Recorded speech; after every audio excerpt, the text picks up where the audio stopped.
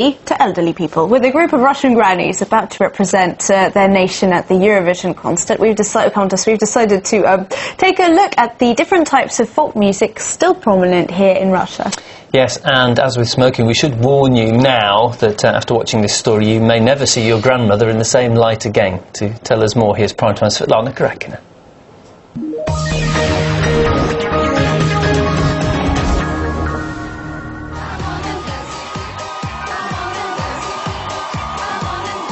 Until only a few weeks ago, they were far from international fame. Now a group of crooning village pensioners has got Russians singing along and is set to have a shot at greater stardom at this year's Eurovision Song Contest. Any granny has to be able to sing, dance, smile and have fun. We are not stars, we are just ordinary grannies.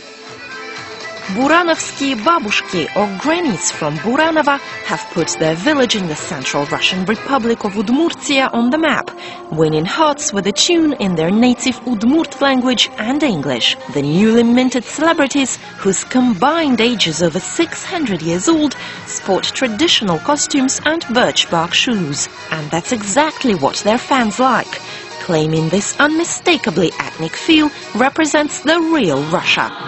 Indeed, in this country, folk songs and dances, with their colorful costumes, fiery moves and heartfelt lyrics, have never fallen out of fashion. These songs come from our ancestors. They've always been a huge part of village life, of our roots. That's how people express themselves.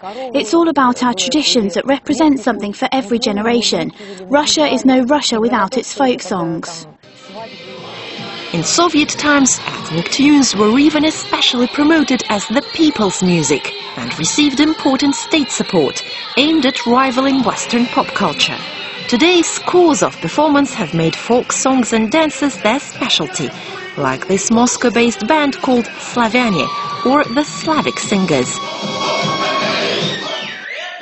While another award-winning song and dance company revives and promotes the traditional culture of the Cossacks of southern European Russia, the celebrated horsemen and warriors since Tsarist times.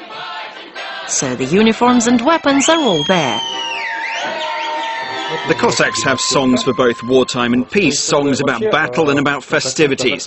It's important to get the details right. We've got the uniforms that were standard in 1914, the blouses, the boots and special hats called papakha. A Cossack always kept all his documents in it, so if he ever lost it, it was only together with his head. And after a string of young Russian pop stars, it's now hearty folk, aiming for Eurovision glory. The singing grannies from Buranova get their shot at the big time in late May in Azerbaijan. Will the country's ethnic spirit be enough to win over Europe? I'll keep my fingers crossed for the babushkas. Svetlana Kurakina, Primetime Russia, RT.